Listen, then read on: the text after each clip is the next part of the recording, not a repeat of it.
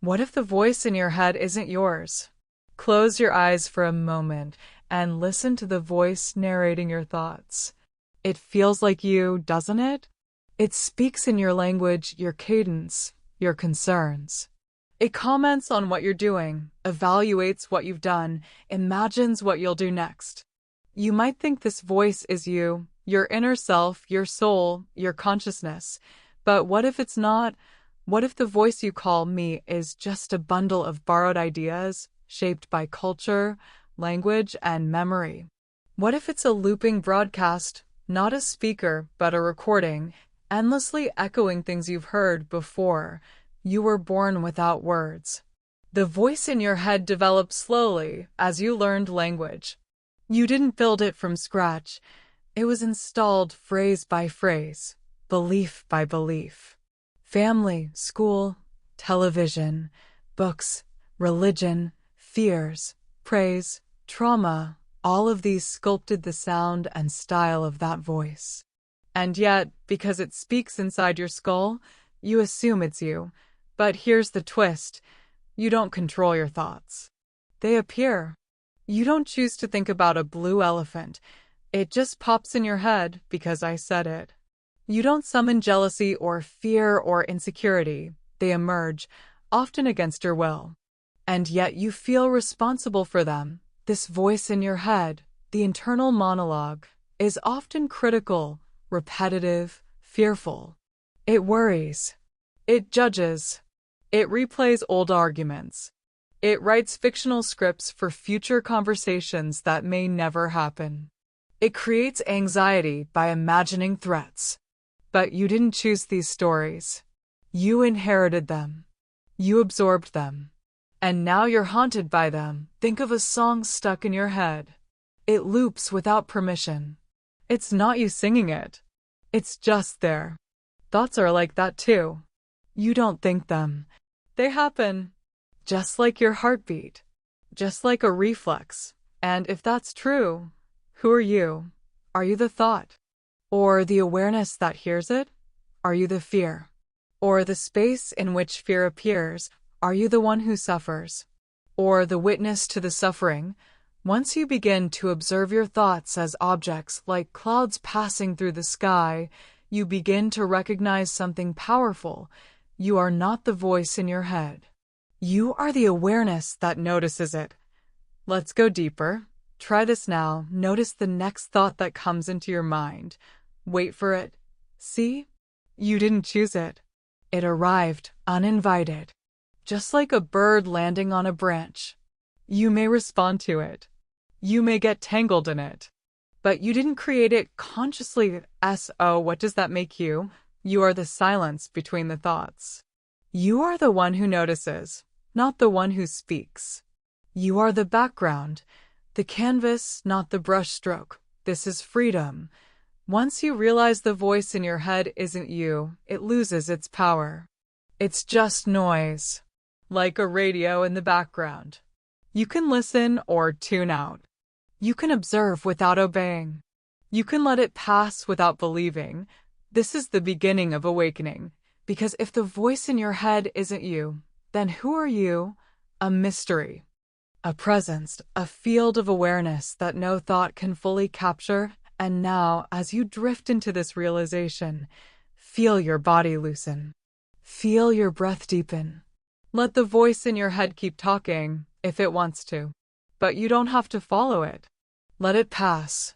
Let it go. You are not your thoughts. You are the watcher. You are the sky, and thoughts are just weather. Close your eyes and see the room that never ends. There is a room inside you. You've been there before. You visit it when you daydream, when you remember, when you imagine. It's not made of walls or furniture. It has no ceiling, no floor. And yet, somehow, it contains everything. This room sits just behind your eyes. When you close them, the outer world disappears.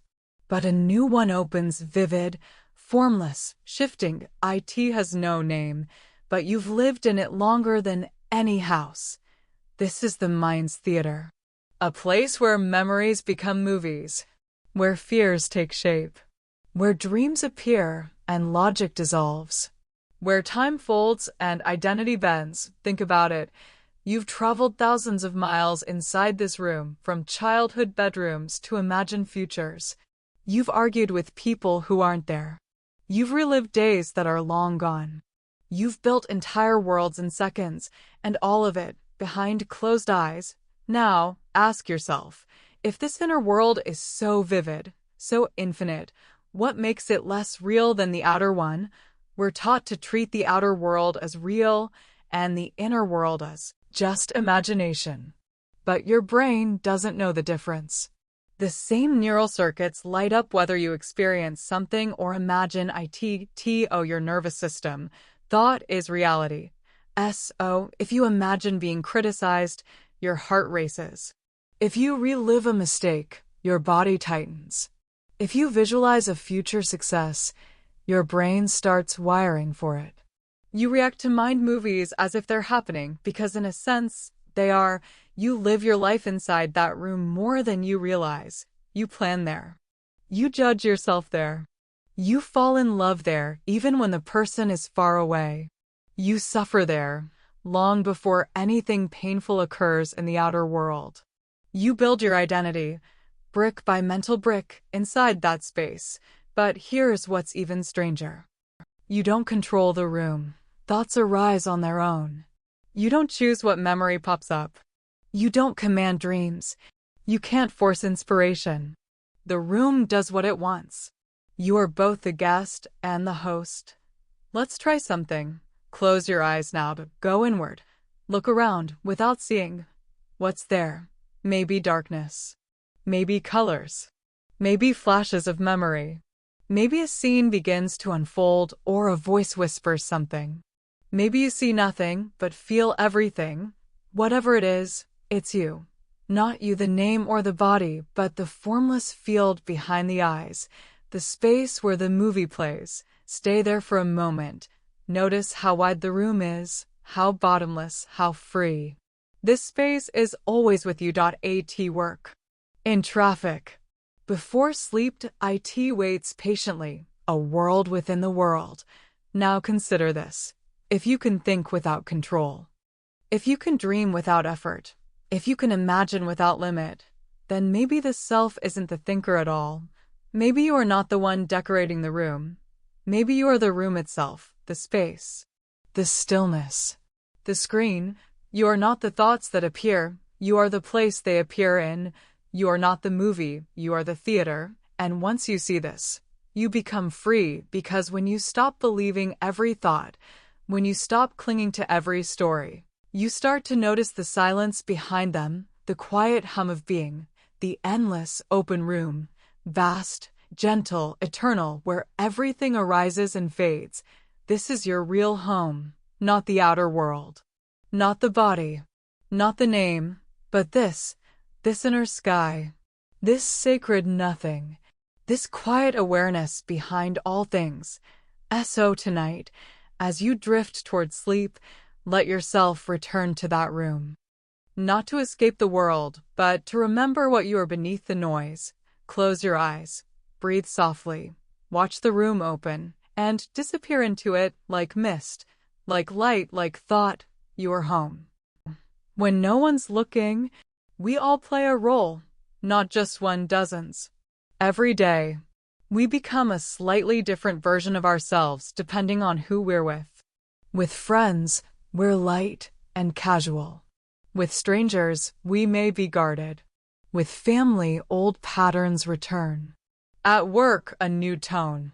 In solitude, a different quietness. You shapeshift without even noticing. But behind these shifting masks, a question lingers quietly in the background. Who are you really? Not who you present as, not who people think you are, but the version of you that lives beneath all roles. When the performance ends, when the lights are off, when no one is watching, that version is harder to find, because even in solitude you perform. You curate your thoughts. You imagine how others would view your decisions. You rehearse conversations. You evaluate yourself through invisible eyes. You are haunted, gently, constantly, by an audience that isn't there, Psychologists call this the imagined observer effect. Your mind internalizes others so deeply that you no longer need them to be physically present. They exist in you as mental mirrors. You judge yourself through their eyes. But what happens if you take those mirrors away? What if, just for a moment, you stopped performing, stopped adjusting, stopped fixing, stopped judging? What would be left? It's not an easy question to answer because we're terrified of the blank space behind the mask. We think if we take the identity off, there will be nothing underneath. But that's not true. What's underneath is presence, pure, wordless, real, the same awareness that looked out from your eyes at age 5 and at age 15 and now. The body changed, the story changed, but that sense of I am, that inner watching, stayed constant. IT is the only thing that hasn't aged. That part of you doesn't care about your resume. IT doesn't need approval. IT doesn't get jealous or compare. IT simply watches. Silently. Endlessly. It's the stranger inside you. The one who doesn't need a name. And here's the twist. This stranger, this quiet observer, knows peace better than any role you'll ever play. Because the roles are exhausting. They require maintenance. They need applause. They demand certainty, but the observer just is. Imagine you're in a theater on the stage. A character is arguing, crying, achieving, losing, winning, laughing. The spotlight is intense. The crowd reacts, but in the back row, someone sits silently, watching. That's you, not the actor. The watcher, and that realization is liberation, because the moment you remember that you're not just the character, the story changes. You stop taking everything so personally. You stop gripping so tightly. You begin to breathe again. It's okay to play roles. It's okay to feel. It's okay to care deeply about the story you're in. But it's also okay to remember, you are not the role. You are the awareness playing it. Try this now. Sit still, and no need to change anything. Don't try to be spiritual or relaxed or deep. Just notice. Notice the thoughts appearing. Notice the body existing. Notice the breath flowing. And, behind it all, notice the one who notices. That's you. Not your name. Not your face. Not your past. Just you, before the story began. The real self isn't complicated. It doesn't need explanation.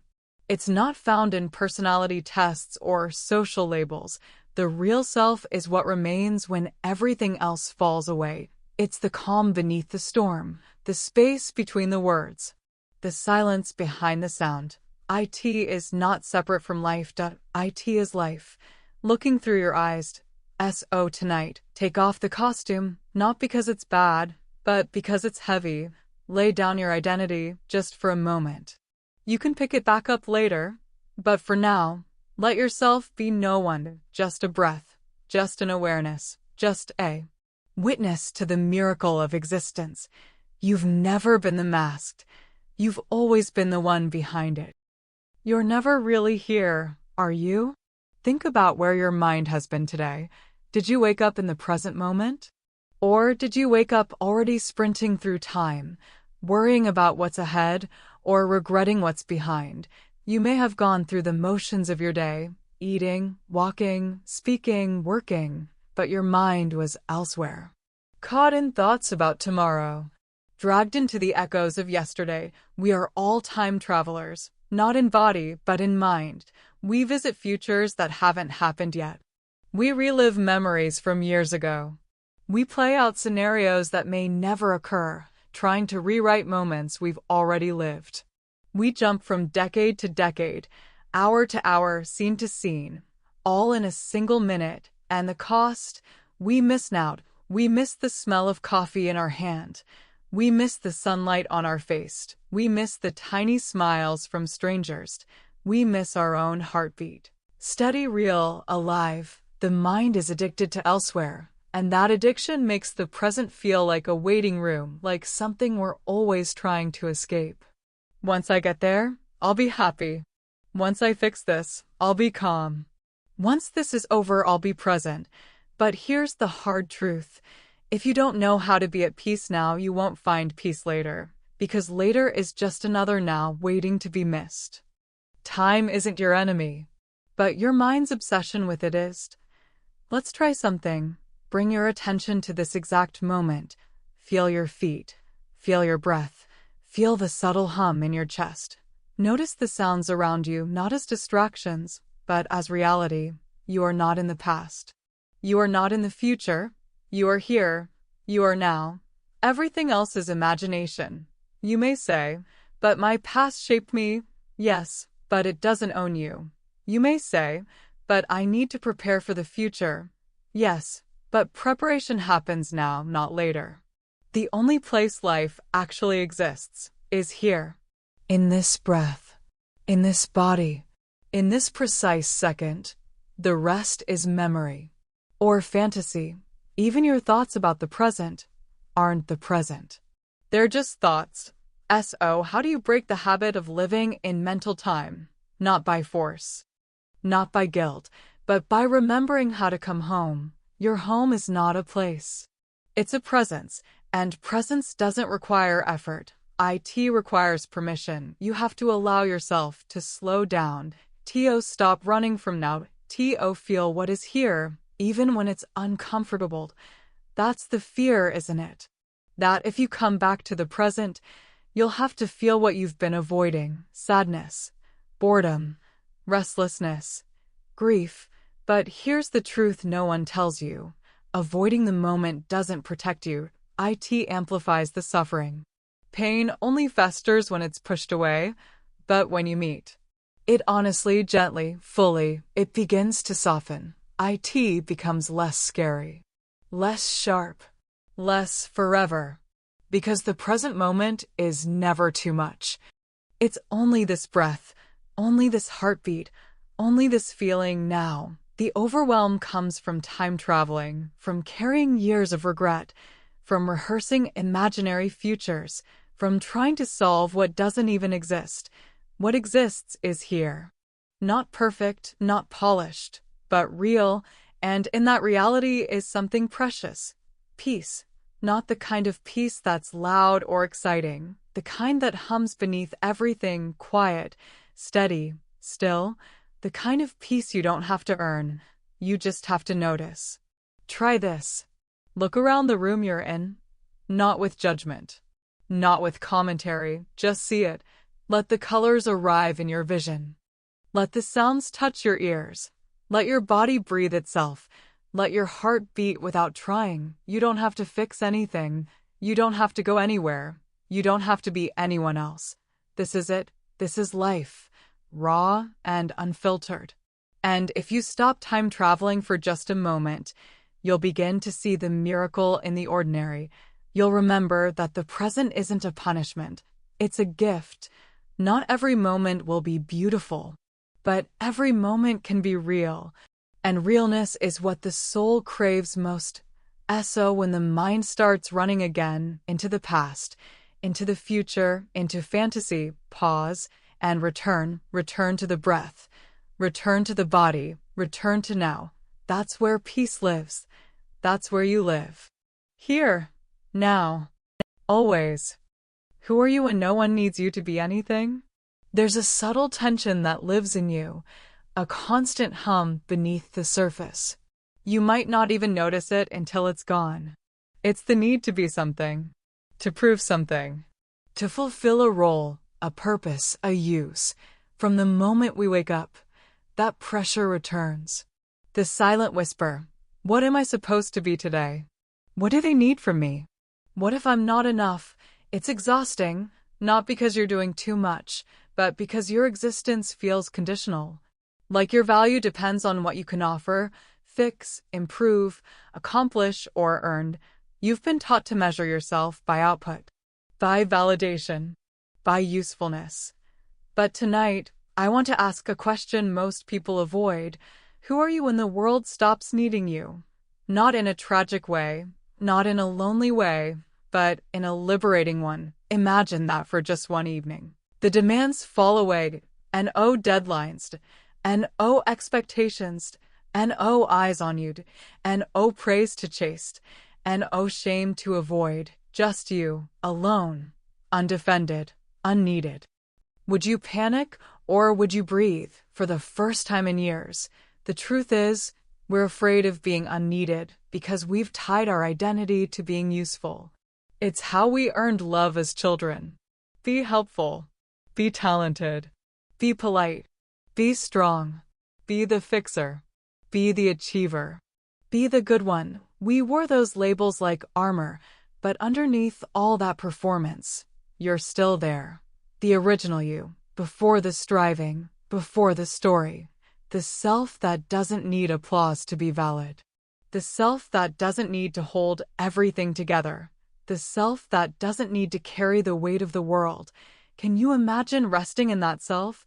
Not because everything is perfect, but because, for once, it's enough just to be no roles, and oh proving to, and oh pressure. Just being. Try it now. Let your shoulders drop. Let your jaw unclench. Let your thoughts pass like traffic, and ask gently, what if I don't need to fix anything right now? What if I'm already okay just as I am? What you'll find is not laziness, not emptiness, not weakness. What you'll find is peace, a deep, quiet, undemanding peace that lives beneath the noise of ambition and guilt and perfectionism. The peace of being no one in particular and realizing that's enough. It doesn't mean you stop growing. It doesn't mean you stop caring. It means you stop believing that your worth is tied to performance, because at the core of you, beneath all masks, is a self that is whole, even when no one sees it, and sometimes the deepest healing comes not from doing more, but from doing less. Less striving, less pretending, less rescuing, less editing yourself for approval. It's okay to be quiet, be still. To not have an answer, not be impressive, simply be. The world will try to convince you otherwise. It will tell you to hustle harder, stay relevant, stay visible, constantly contribute. But the soul knows better. The soul knows that your value isn't in what you give others, it's in the light that simply is. Even when no one's looking, you don't have to shine to be worthy. You already are. You were before the achievements, before the roles, before the responsibilities, and you still are even. If the world forgets for a while tonight, let yourself rest. Not just your body, your identity. Let go of being the strong one. Let go of being the smart one.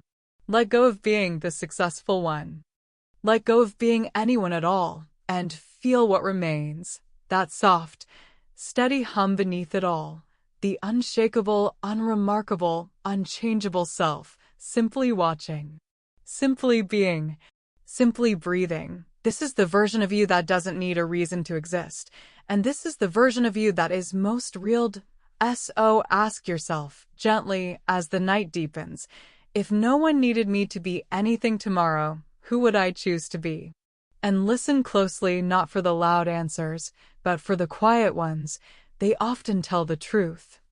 Have you ever felt like a single hour dragged on forever, while an entire month vanished in the blink of an eye? That's not your imagination. It's a glitch in how your brain constructs time. The truth is, time doesn't pass. You do. And everything you believe about time is an illusion built on memory. You see, your brain doesn't perceive time, it builds it. Second by second, your brain stitches together sensations, memories, and expectations to create the illusion of a flowing present. But this flow isn't real. It's constructed like a movie made of frames. Your sense of time changes based on what you're doing, how you feel, and how much novelty your brain is processing. In a new place, time feels slow because your brain is absorbing unfamiliar details. But in routine, your mind goes on autopilot. It stops recording.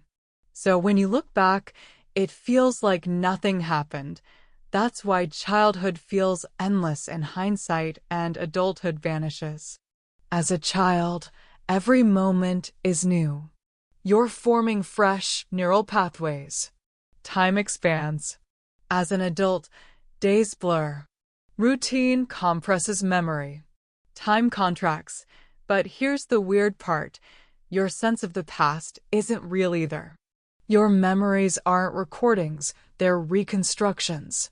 Every time you recall a moment, you're editing it, updating it, warping it with new emotions. And yet, these false memories build your identity. You are a story told by unreliable narration. So, if the past is a fabrication and the future is a guess, what is the present? It's just this, a breath, a heartbeat, a single flash of awareness. The now is all there ever is. And yet, it slips away the moment you look at it. Try to catch the present, and it's already gone. You're always one thought behind it. One moment late. What does this mean? It means your regrets are ghosts. Your anxiety is fiction. Your memories are edited. Your plans are daydreams. You are not in time. Time is in you. Let's try something together. Right now, close your eyes and feel your breath. Not think about your breath. Actually feel it. The cool air entering. The warm air leaving. That's it. You're now in the present. Stay there for a moment. There's no past here. No future. No identity. Just being. Just presence. This is what time looks like when you stop thinking about it. A single unfolding moment. Forever now. What does silence sound like inside your mind? Try to listen. Not to these words, not to the outside world, but to the space between your thoughts. There's something there. A stillness. A background hum that exists before a thought is born, and after it fades, most people never notice it. Their minds are too loud. Thoughts rise like waves, one after the other, urgent, demanding, endless. What if this happens? Did I embarrass myself earlier? Why did they say that? Am I doing enough? You think you are your thoughts. That voice in your head feels like you. But here's something you've probably never considered. If you're your thoughts, then who is listening to them? When a thought arises, who hears it? Not your ears. Not your brain. You. The you that listens behind the noise. The you that watches the chaos unfold without being pulled into it. The silent witness that never speaks, but always hears. This you doesn't need to think. It doesn't argue. It doesn't justify. It simply is. Right now, as you listen to this, you may be noticing that thoughts are still appearing, but more slowly, more gently, like ripples instead of waves, and in between them, silence. This is the most sacred space in your mind. It's not empty, it's alive. It's aware. It's peaceful. It's the space where a thought dies. Have you ever caught the exact moment a thought vanishes? You're thinking of something, a worry, a memory, a question, and then, suddenly, it's gone. Replaced by another. Forgotten completely. Where did it go? The mind never asks. But you should. Because in that vanishing moment, that brief flicker where nothing is happening, is freedom. It's not the content of your mind that makes you suffer. It's the constant noise. The belief that you must listen to every thought, believe every story, fix every fear. But you don't. You can let them come, and you can let them go like clouds drifting across a sky, like waves touching the shore and receding, like echoes that fade into silence. There is nothing to hold on to, and that's the point. Thoughts aren't enemies. They aren't problems. They are just temporary sounds, appearing and disappearing in your awareness. Try something now. Instead of listening to your thoughts, listen for what's beneath them. Don't focus on what the mind is saying. Focus on the space it's saying it, and you'll begin to notice gaps, tiny pauses, moments where nothing is happening. No commentary. No analysis. Just being. These are not accidents. They are doorways. doorways to something deeper than thought, a layer of mind that doesn't use words, a dimension of awareness that is still, open, and endlessly present. This is what meditation points to, not control, not perfection, just awareness of awareness. When you step into this silence, something strange happens. You realize the mind has been yelling for so long. You forgot what peace sounded like, but now you're remembering. The silence isn't empty, it's full of you, not the ego version, not the anxious one, not the striving one, but the one that has always been here before the thinking started. Before the labels, before the noise, the real you is not a thought. It's the silence between them, and when you spend more time there, the thoughts begin to shift. They lose their sharpness, their control. They become gentle, softer, more like whispers than commands, because the more you recognize you're not the thought, the less power it has over you. Let go of needing to manage them all. You don't need to solve every thought. You don't need to stop them. You don't need to win some mental war. You just need to notice and return to the silence, return to the watcher, return to that infinite, timeless space where thoughts are born and gently die. That is your true home, not the mind, but the space behind the mind. So tonight, as your body softens, as your breath slows, as the mind begins to quiet, listen for the sound of a thought dying. Listen to what follows. That piece is you. Every morning, you wake up and look into a mirror. You see your face, your eyes, your shape, your familiar reflection. You call it me. But that face isn't you. It's an image, a mask, a symbol. You've never seen your own face directly, only reflections, photos, shadows. And yet, you identify completely with that arrangement of features. You style your hair, touch up your skin, straighten your clothes, trying to control the version of yourself you present to the world. But here's the twist. Nobody sees you the way you see you. Everyone sees a different version, filtered through their own biases, emotions, memories. You are 100 different people in 100 different minds. To some, you're kind. To others, cold. To some, brilliant. To others, strange. But none of these people know the real you, because that version doesn't exist. Not even in your own mind. Your identity is a collage, made of stories you've told yourself about who you are, what you like, what you fear. You picked up pieces from childhood, school, heartbreak, success. You wear them like clothes. But underneath, who are you? Imagine a mirror with no reflection.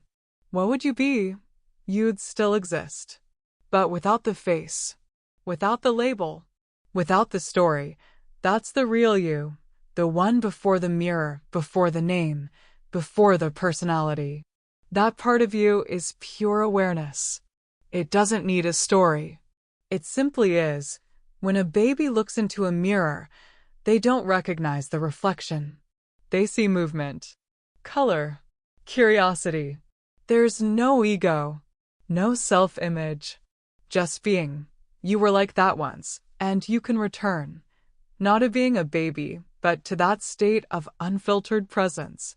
No mask, no label, no need to perform. Just a watcher, an experiencer. Think of how much energy you spend maintaining the story of you. Editing your personality for different rooms. Hiding parts. Amplifying others. It's exhausting, but what if you let go? What if you existed without trying to be someone? You'd be free, free from judgment, free from comparison, free from needing to impress or defend. The mirror may still show your face, but inside, you'd know that's not all you are. You're not a role, not a brand, not even a person in the way you've been taught to think. You are awareness, wrapped in skin, moving through a story, and one day, the mirror will stop reflecting. The body will change, the face will age, and the mask will dissolve, but what you truly are, the witness, remains. So tonight, As you prepare to sleep, look into the mirror one last time. Smile at the image. Thank it for carrying your story.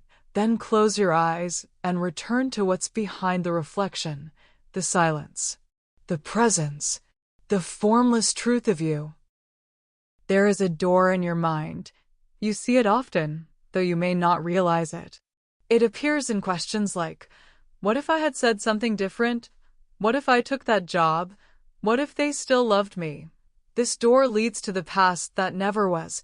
You reach for the handle every time you regret, every time you imagine a better outcome, every time you think I should have. But here's the truth. That door doesn't open. Because the room it leads to doesn't exist. There is no alternate past. No redo.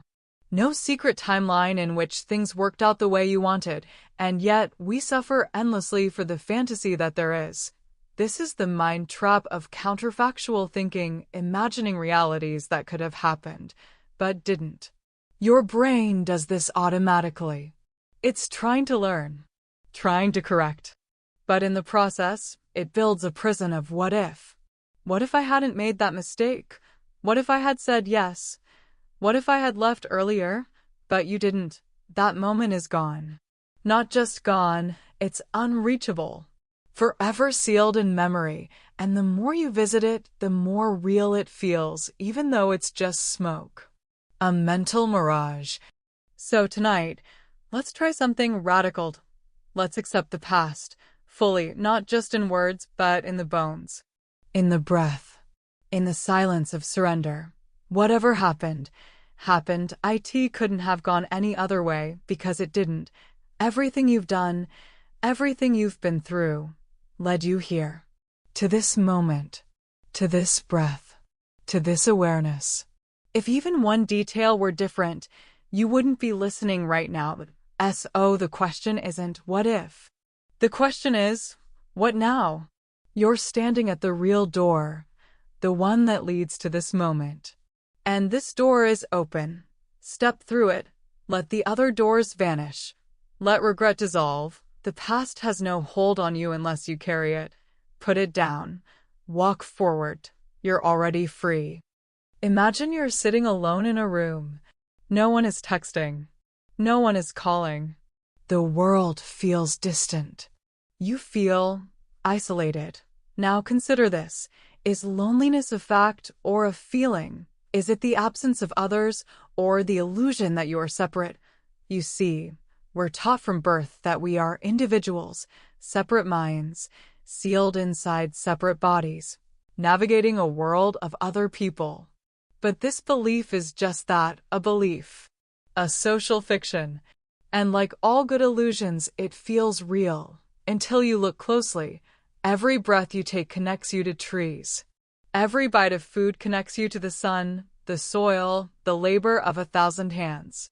Your body is built from ancient stardust, recycled endlessly. Your thoughts are shaped by languages spoken by millions. Your moods are swayed by others. Your laughter ripples into other people's joy. You're not separate. You're entangled. You exist in a vast web of connection even when you're physically alone. Loneliness happens when the mind tells you a story, that you're disconnected. But that story isn't true. You are part of everything, and everything is part of you. Even your body, the boundary that separates you, is mostly not you. Over 50% of the cells in your body are bacteria. Your skin is porous. Your senses are open gates. You are more ecosystem than individual.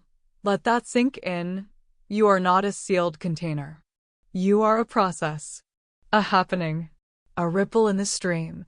The illusion of the lonely self is like a dream you forget you're dreaming. And the moment you remember, the moment you see the connections again, the loneliness begins to dissolve. Try this. Feel your breath again. That air was inside a stranger just moments ago. In another city, another body, maybe even an animal. Now it's in you. Soon it will leave again. And on it goes, the cycle of life passing through like wind through leaves. You are not alone. You never were. You're just wearing the costume of a separate person for a little while, but beneath the mask, we are made of the same thing. So the next time you feel isolated, try this instead. Touch something, breathe deeply, close your eyes and feel the pulse of the universe moving through you. You are not outside the world. You are the world looking back at itself. You want to be in control of your schedule, of your future, of your relationships, of your emotions. But here's the paradox. The more you try to control life, the more out of control it feels. You make plans and the world laughs. You build routines, and chaos interrupts. You cling to outcomes and anxiety grows. Why? Because control is an illusion. You can influence. You can prepare. You can respond. But control? That's a fantasy, a comforting lie we tell ourselves to feel safe in an unpredictable world. Think of the last time you tried to force something. A decision. A person. A result. Did it work? Or did it break, backfire, or leave you exhausted? Now think of a time you surrendered. You let go. You flowed. You trusted, and life unfolded not perfectly, but peacefully. That's the difference between control and alignment. Control is force. Alignment is flow. You are a surfer on a wave. You don't control the ocean. You ride it, you adjust, you fall, you get back up. Control demands perfection. But life is improvisation. Here's the secret. You don't need control. You need presence. You need clarity. You need resilience. When you're present, you can respond. When you're clear, you can decide. When you're resilient, you can adapt. That's real power. So tonight, let go of the grip. Loosen your hands. Unclench your jaw. Release the future. Stop rewriting the past. You are here. Now, this breath, this moment, nothing to control, everything to feel. Let life move through you. Let it surprise you. Let it shape you gently like water shapes stone. You're not here to conquer the world. You're here to dance with it, and that dance begins when the music of control stops. What if you're not late? What if you're right on time? There's a quiet panic that lives inside so many people, the fear that they're falling behind, that they're not where they should be, that they've missed the mark, missed the moment, missed the window. It whispers in small moments. When you scroll and see others achieving more, when you think about the years you wasted, when you compare your timeline to someone else's, and it screams in louder ones, when plans fall apart, when milestones are missed, when life refuses to unfold on your schedule, you start to believe that something is wrong with you, that you're defective, that you should have figured it out by now, that everyone else got a manual you never received. But here's a truth no one told you, because the world doesn't know how to say it gently. You're not behind. There is no race. That idea, that you must arrive somewhere by a certain time, it's made up. A myth. A cultural hallucination designed to keep people anxious, productive, and disconnected from themselves. You are not a machine on a conveyor belt. You are a human being. You are a mystery unfolding. You are a flower that blooms in its own season. Some trees blossom in spring. Others don't until late summer. Are the late bloomers broken? No. They are simply different. And so are you. Comparison is a thief of peace, because when you look at someone else's path and use it to judge your own, you forget that every journey has invisible chapters. You don't see their fears. You don't see their regrets. You don't see what they're hiding. You only see what's presented, edited, filtered, cropped to perfection, and you use that illusion to punish yourself, but you are not them. You were never meant to be. Your timeline is sacred, even when it's confusing, even when it's slow, even when it looks nothing like theirs. Some people find love at 18, that others find it at 62. Some launch a career in their 20s. Others discover their passion after a divorce, after a breakdown, after a reinvention at 45. Life does not follow a straight line.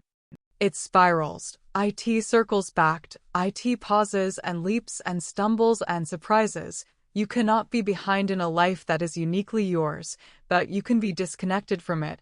And that's what hurts most, not where you are, but your belief that you're in the wrong place. Pause. Breathe. Let the anxiety settle. Let the noise fade, and ask yourself honestly, what if this is exactly where I'm supposed to be right now? Not forever, not permanently, just right now. What if the confusion has purpose? What if the delay is protecting you? What if the stillness is not failure, but a quiet preparation for something you can't see yet? The universe is not in a hurry. Babies are born on their own schedule. Seasons shift in their own time. Stars take billions of years to form. Why would your unfolding be any different? You are not missing out. You are becoming. And becoming takes time. IT takes quiet mornings where nothing seems to happen. IT takes restless nights where answers refuse to come. IT takes long chapters that feel like detours, but are actually the path. There is no correct timeline for the soul. Only presence, only trust, only the gentle decision to keep going even when the destination is unclear. And maybe that's the real growth, not racing towards some imagined milestone, but learning to live deeply in whatever chapter you're in, even the in-between ones, especially the in-between ones, because those are where your character is shaped, where your inner roots grow deeper, where the old self dissolves to make space for the new. If you're feeling behind, pause, put down the imaginary stopwatch, turn down the volume of comparison, and come back to your breath. Right here, right now. This moment, this is your life. Not later. Not when you arrive. Not when everything makes sense. It's messy. It's unfinished. It's imperfect. But it's yours. And it's enough to instead of asking, why am I behind? Ask, what is this moment asking of me? Maybe it's asking for patience. Maybe it's asking for stillness. Maybe it's asking for self-compassion. Maybe it's just asking for your attention. Give it, because when you truly show up for your own timeline, without shame, without rushing, something beautiful happens. You stop trying to catch up. And you realize you were never late. You were simply arriving. What if your thoughts aren't trying to hurt you? They're trying to protect you. We tend to think of the mind as a battlefield, a place where fear fights logic, where anxiety disrupts peace, where negative thoughts seem like invaders we must constantly resist or overcome. We think, my mind is working against me. Why can't I just shut it off? Why does it keep spinning, spiraling, looping with the same fears, the same insecurities, the same doubts? But what if I told you, your mind is not your enemy? It's scared, it's tired, and it's trying in its own clumsy, desperate way to keep you safe.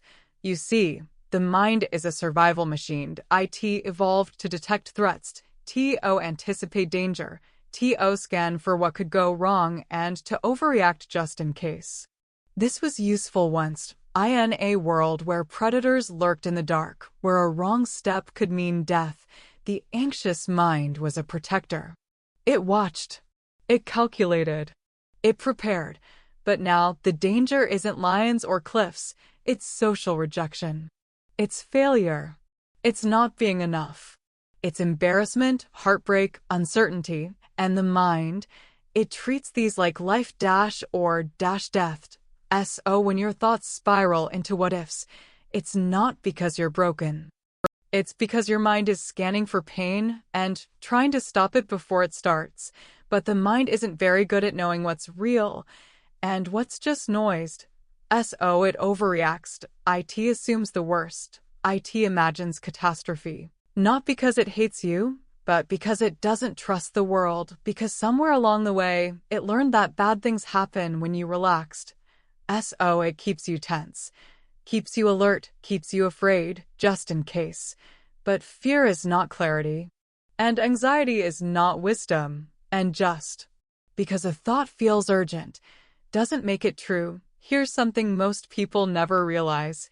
You are not your thoughts. You are the awareness behind them. You are not the frightened voice. You are the calm presence that hears the fear. You are the silence that holds the noise. Try something for a moment. Notice the next thought that arises. Don't judge it. Don't follow it. Just observe. There's a thought. There it goes. Like a leaf floating down a stream. You are not the leaf. You are the stream. You are the space that thoughts move through. The observer. The listener. The container. And the more you return to that space, gently, patiently, without force, the more you'll feel something remarkable. Peace is already here. It was just hiding behind the noise. You don't have to defeat the mind to find peace. You just have to stop believing every story it tells, because the mind tells many stories. It says you're not enough, that people are judging you, that you're falling behind, that you're going to mess everything up. But these aren't facts. They're habits, mental reflexes formed over years of fear, trauma, conditioning. They sound like truth because they're familiar, but you can learn to meet them with compassion instead of panic. You can say to your mind, I see you. I know you're scared, but we're safe now. That small act of noticing without identifying is freedom. Freedom doesn't mean silenced. It means space. Space between you and the thought. Space to respond rather than react. Space to breathe. Because when you stop trying to silence the mind and instead start listening to it with kindness, something softens. The mind doesn't need to shout as loud. It doesn't need to panic. It doesn't need to fight. It begins to trust you. Trust that it doesn't have to protect you from everything. That you can handle discomfort. That peace doesn't require certainty. The next time your mind gets loud, try this. Place your hand on your heart. Feel the rhythm. Feel the aliveness. Feel the presence. And speak gently, like you would to a child. It's okay. We're safe. You don't have to solve everything right now. Let the thought come. Let it pass. Let it be seen and let it go, because your thoughts are not enemies. They're echoes. They're signals. They're scared little messengers asking for safety, and you are the calm they've been waiting for. Sometimes you're not missing people. You're missing yourself. Loneliness is a strange thing. It creeps in even when you're surrounded by people, even when your phone is full of contacts, even when the world is loud, busy, bustling. You could be at a party and feel invisible. You could be in a relationship and feel unknown. You could be scrolling endlessly and still feel profoundly disconnected, because loneliness isn't just about the absence of others. It's about the absence of connection to yourself, to the moment, to something deeper. And sometimes the most painful kind of loneliness is when you've abandoned your own presence. You wake up one day and realize you don't know who you are beneath the noise. You've spent so long adapting, pleasing, proving that you don't know what you actually feel. You've become a stranger to yourself. And that ache, that hollow emptiness, it's not always a longing for other people. It's a longing to come home to yourself. Return to your own heart. Hear your own voice. To feel your own breath. Be held by something inside that doesn't need fixing or improving or validating, just witnessing. Because underneath the loneliness is a sacred signal, a whisper from the soul. You've been away. Come back. Not just physically, but emotionally, spiritually, energetically. Come back to the small things, the way the light spills across your floor in the morning, the sound of your own laughter even if no one hears it, the weight of your body in a chair, the taste of something warm on your tongue. Loneliness begins to dissolve, not when you fill it with distractions, but when you gently sit with it and say, I see you. I'm here. You don't have to be alone anymore. You may be surprised to discover it's not people you miss most. It's your own attention, your own care, your own presence. Many of us seek relationships not to feel loved, but to feel reflected. See ourselves through someone else's eyes. Feel like we matter. But what if, just for tonight, you were the one doing the seeing? What if you became the witness of your own beauty? What if you stopped running from the silence and found that it's not empty after all? The truth is, the silence you fear holds the version of you you've been missing, the version that doesn't need to perform, the version that's soft, unguarded, and real, the version that feels the ache and doesn't flinch. Let yourself meet that version. Let yourself feel the loneliness fully, not as a punishment, but as a doorway, because on the other side of loneliness is intimacy. Not with others, but with your inner world, with your story, with your breath, with the deep, pulsing truth that you exist, even when no one sees it, and that truth matters. You matter, not because of who loves you, not because of what you offer, not because of your status or success. You matter because you are. Your presence has gravity, your beingness has weight, your inner world is valid even when it's quiet, even when it's aching. The next time loneliness visits you, don't treat it like a curse. Treat it like a friend, a messenger, a signal that something inside you is asking to be felt, asking to be heard, asking to be held. And you can hold it. You're not broken. Not too much to, you're not missing anything. You're just being human in a world that forgot how to sit still with itself. But you remember, somewhere deep down, you remember how to come home. To light a candle and just breathe into the moment without trying to escape. Feel your own soul, raw, alive, real, and when you do, something shifts. The loneliness becomes sacred. It becomes a threshold. It becomes the space where you finally meet yourself, and maybe that's what you've been longing for all along. Not more people, not more attention, but more you to come back, gently, slowly, fully. You are not alone. Not in this moment, not in this breath, not in this heartbeat. You're here, and that is enough. Maybe rest isn't a reward. Maybe it's the most honest thing you can do. We live in a world that glorifies movement. We're told to keep pushing, keep striving, keep producing, keep improving, do more, be more, achieve more. Even rest has become a performance, curated, scheduled, and optimized. Self-care becomes a checklist. Meditation becomes a competition. Sleep becomes another metric on your smartwatch. But here's a quiet truth you rarely hear. Doing nothing is not a waste of time. It is a radical act of healing. Not scrolling, not planning, not preparing the next task, not turning rest into productivity, just nothing. Real stillness, real silence, real presence, and for many that's terrifying, because when you stop doing, the noise inside begins to rise.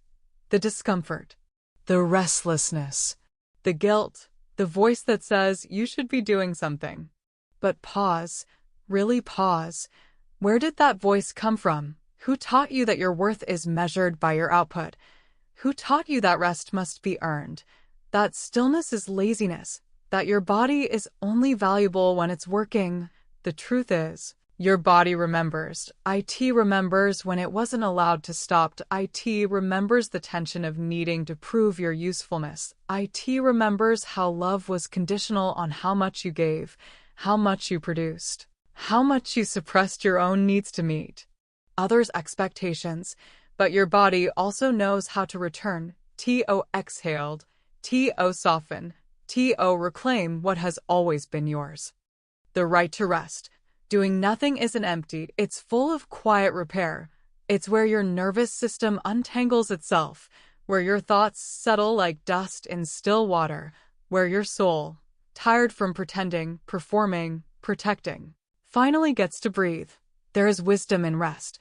There are answers in silence that cannot be heard in noise. There is clarity that only comes when the world stops spinning, when you lie in bed and let your breath deepen, not because you're recharging, but because you deserve peace. When you stare out the window and watch the clouds move, not to be inspired, but just because they're beautiful. When you sit without solving, Listen without responding. Breathe without fixing. That is not failure. That is life. In its purest, gentlest form. You were not born to hustle. You were not born to grind. You were not born to constantly prove that you're enough.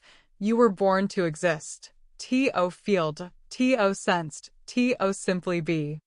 So what if, just for tonight, you gave yourself full permission to stop, not because you've earned it, not because it's on your schedule, but because your humanity doesn't require justification. Lie down. Let gravity take you. Let your body remember what it feels like to be supported by the earth. Let your breath come slower, deeper. Let your muscles unclench without needing a reason. This is not idleness. This is medicine. This is where your real self waits, behind the tension, beneath the effort, under the layers of proving. You are not broken because you need rest. You are not weak because you feel tired. You are not falling behind because you choose to pause. You are wise. You are honoring something ancient, something your ancestors knew, even if modern life forgot. The sun sets. The tide recedes. The winter comes. Rest is part of every natural rhythm. Why would you be any different? Doing nothing doesn't mean you don't care. It means you care enough to stop running on empty. Stop betraying your own limits. Stop pretending that burnout is bravery, because you deserve more than survival. You deserve softness. You deserve slowness. You deserve to feel at home in your body, not just when it's useful, but always. Lay here with me, in the quiet. No goals. No striving. No pretending. Just breath. Just stillness. Just you, whole, as you are. In this moment, let this be your healing. Not another task to check off. Not another strategy to optimize. Just a return, a homecoming. Because when you finally allow yourself to do nothing, you realize that everything important is already here.